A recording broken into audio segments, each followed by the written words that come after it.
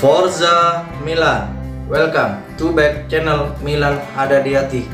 Hari ini tanggal 11 Oktober 2021, Milan Ada di Hati akan membahas pelatih saat ini yakni Stefano Pioli, di mana Milan dilatih Stefano Pioli selama sampai saat ini pertandingan yang ke-8, hampir 1,5 tahun. Milan sebelum dilatih Pioli adalah Marco Giampaolo. Pada saat Marco Giampaolo, formasi Milan adalah kurang lebih, harap dikoreksi, 3-5-2 kebanyakan formasi itu yang dianut oleh Marco Giampaolo, atau kalau sudah berbalik unggul, formasi itu paten. Dan untuk awal pada menit pertama 4-3-3 idaman Marco Giampaolo. Setelah hasil tidak memuaskan, barulah manajemen yang melalui Paolo Maldini dan Ricky Massara menunjuk Stefano Pioli. Stefano Pioli sesungguhnya adalah pelatih yang bertipe mediocre. Banyak Milanisti seluruh Indonesia atau dunia banyak yang tidak akan lama melatih Milan dikarenakan bertipe mediocre dan formasi Milan berpedoman pada 4-3-3. Pioli masuk ke Milan dengan formasi 4-3-2-1 yang diimplementasikan sampai sekarang. Pada saat Milan dilatih oleh Pioli pernah dibantai oleh Atalanta 5-0.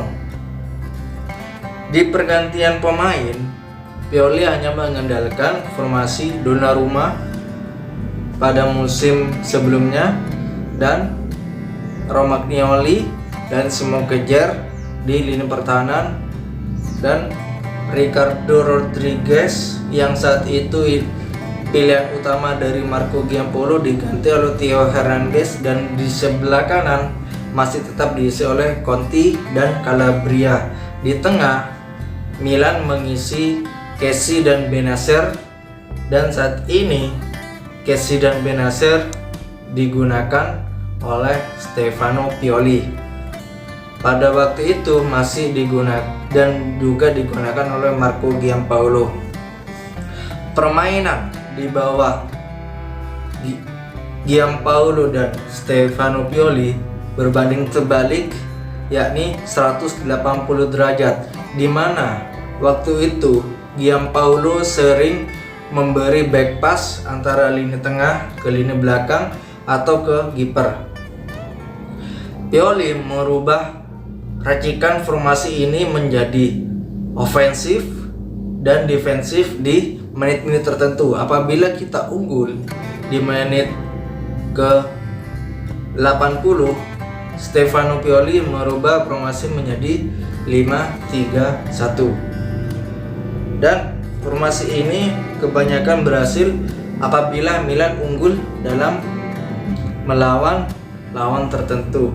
Dan apabila Milan mengalami ketinggalan, baik selisih 1 gol atau 2 gol, pasti Pioli merubah menjadi 4-3-2 atau 4-3-3, di mana formasi ini sering digunakan pada zaman Ancelotti. Ancelotti menggunakan formasi 4-3-2-1 atau cemara formasi.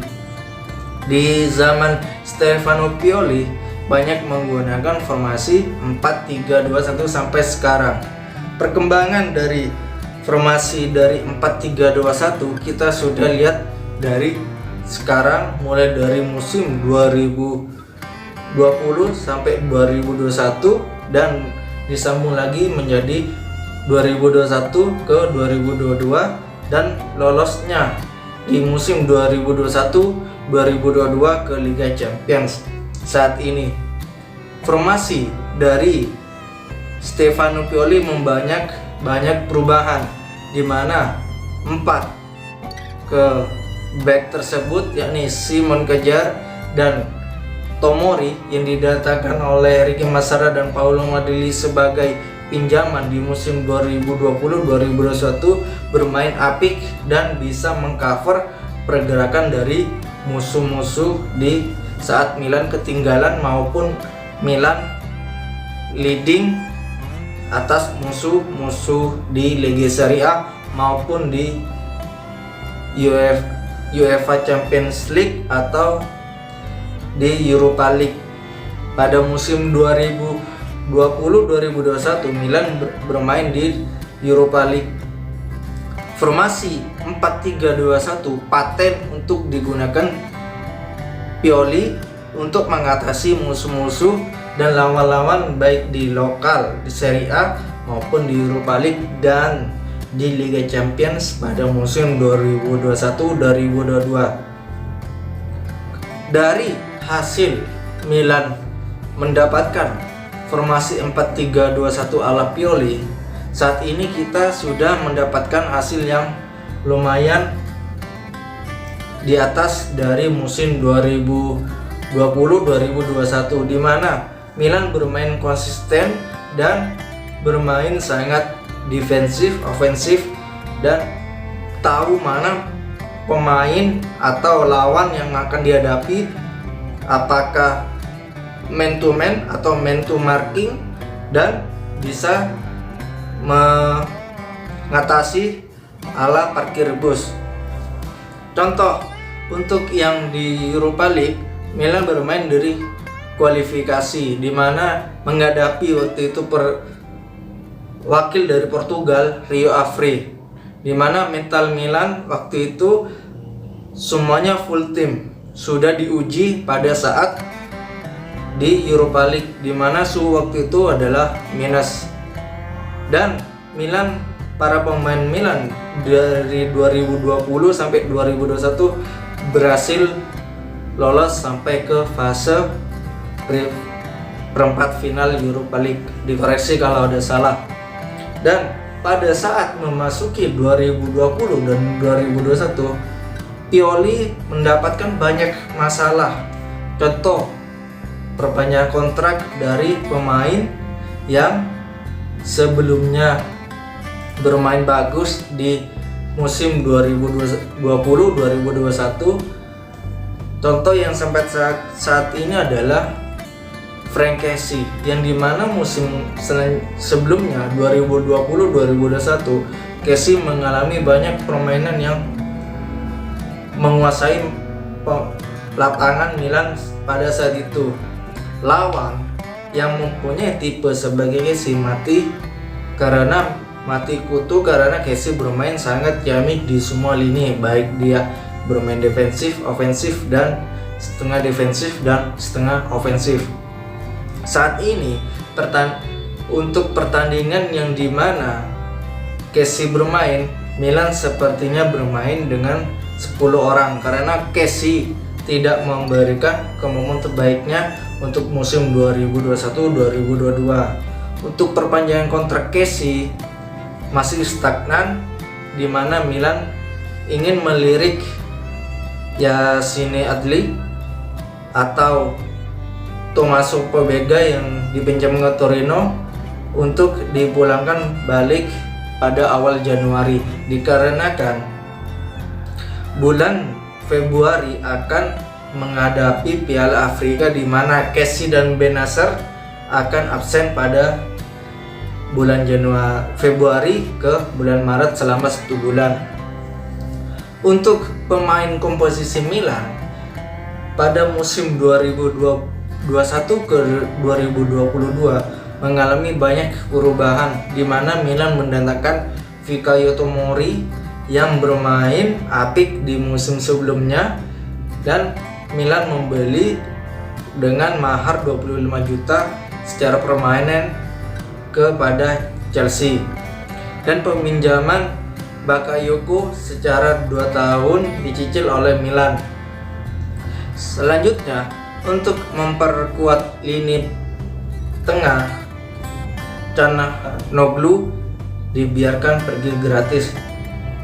Menurut admin Milan Adadiati, kepergian Calhanoglu itu sangat baik, di mana permainan di musim 2020-2021 permainan Milan di bawah serangan saat itu mengalami angin-anginan karena Milan tidak bisa mengendalikan Calhanoglu, dan pertandingan itu pun macet di Calhanoglu karena sering memberikan passing-passing yang tidak bisa dimengerti oleh pemain depan Milan seperti Ibrahimovic.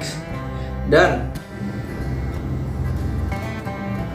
hari ini juga saya akan membahas tentang bagaimana Stefano Pioli bisa sukses saat ini bersama Milan, dan Milan adalah pelatih yang tidak mengganti di musim 2020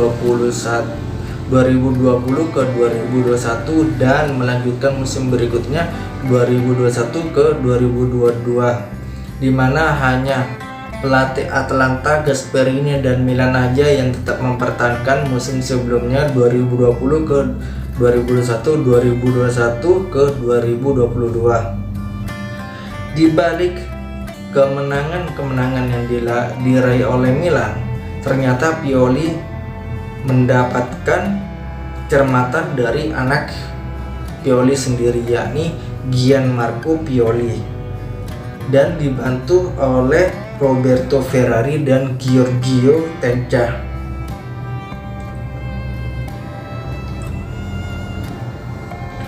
Dan analisa mereka bertiga sampai saat ini dipegang oleh Pioli, di mana Pioli ini Gianmarco menganalisa pemain yang mempunyai kelemahan di mana, kelebihan di mana.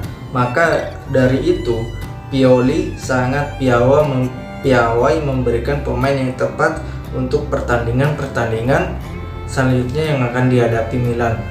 Gianmarco Pioli menganalisa, memberikan data, dan memberikan komposisi yang akan diturunkan pada pertandingan menghadapi Milan.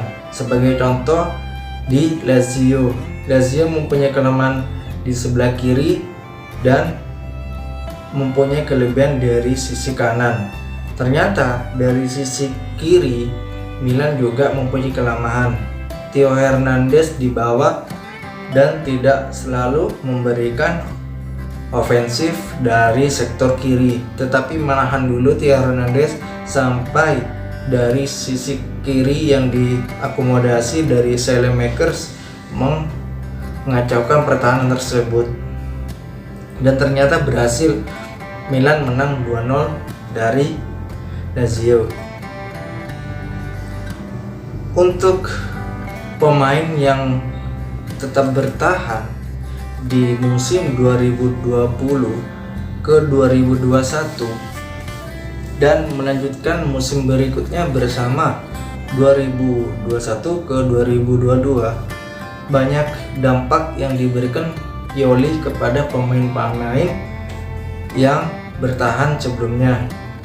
Untuk Calhanoglu memang Maldini dan Massara dibiarkan gratis pergi ke tim lain, yakni yang mendapatkannya adalah Inter Milan. Saat ini racikan Pioli sangat baik bagi mereka. Contohnya selamat untuk Theo Hernandez yang telah memenangkan UEFA Nations League bersama Prancis, yang telah mengalahkan Spanyol 2-1 comeback, dan asis terakhir ke Mbappe. Dan ada pula juga yang berhasil bersama timnas U21, yakni Sandro Tonali dan Daniel Maldini yang mencetak gol di U21 Italia, dan Tonali memberikan asis kepada pemain Italia U21.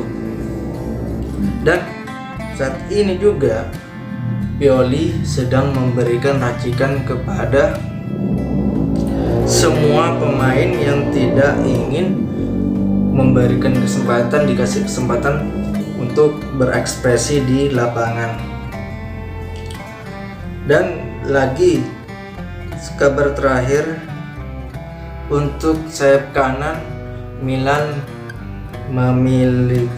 membidik yang paling santer didengar adalah Yari Verhaeren dari Anderlecht. Anderlecht sendiri adalah didikan dari Saelemaekers, atau Saelemaekers pernah bermain untuk Anderlecht. Dan lagi ada perkembangan pesat dari yang saya sebutkan tadi adalah Tonali dan Maldini, dan juga ada Calabria yang permainannya sangat baik untuk di timnas senior. Untuk info yang terbaru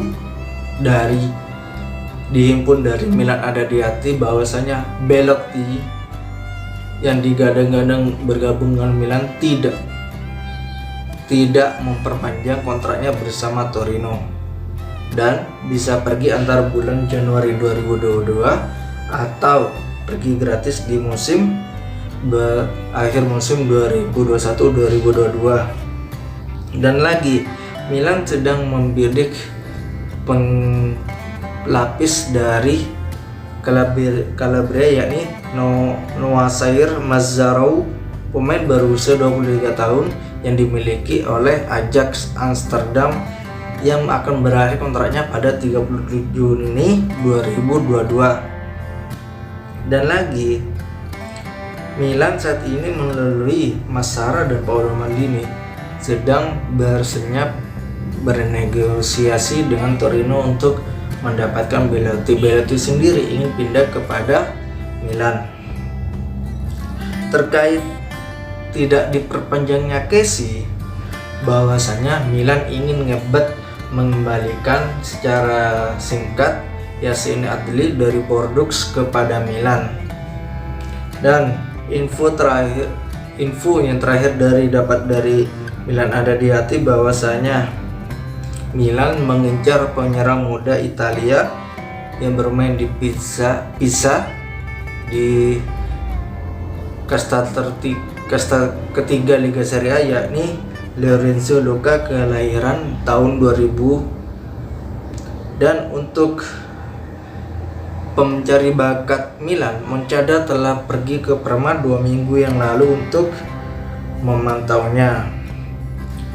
Untuk bersama Serie B, Lorenzo Luca yakni 7 kali penampilan, 6 gol dan 1 assist. Ini sangat baik untuk Milan meregenerasi penyerang yang telah uzur, yakni Ibrahimovic dan Olivier Giroud.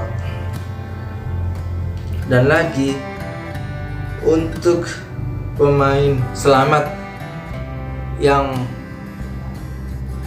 bersama Milan dari musim 2021 ke 2022, Simon Kjaer masuk dalam 30 besar Ballon d'Or, yang dimana Simon Kjaer mempunyai rating tertinggi bahwa menolak Eriksen pada timnas di Denmark. Dan lagi Milan ingin berusaha mendatangkan pemain AS Roma, yakni Gianluca Mancini yang mempunyai bandrol 40 juta. Kemungkinan untuk saat ini transfer sedikit ditutup dikarenakan untuk jendela transfer masih 3 bulan lagi dibuka. Untuk situasi di Casa Milan saat ini adalah AC Milan memantau Jason Denayer sebagai pengganti Alessio Romagnoli. Romagnoli sendiri akan berakhir pada 30 Juni 2022 kontrak bersama Milan.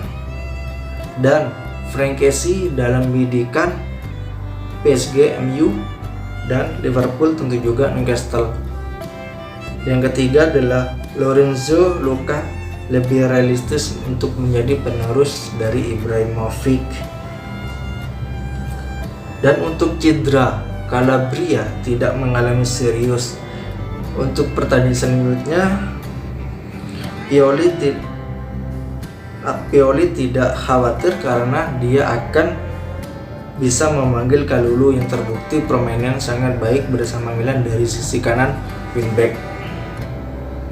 Dan untuk cedera pemain Milan yakni Krunic dan Bakayoko belum sepenuhnya pulih dari cederanya.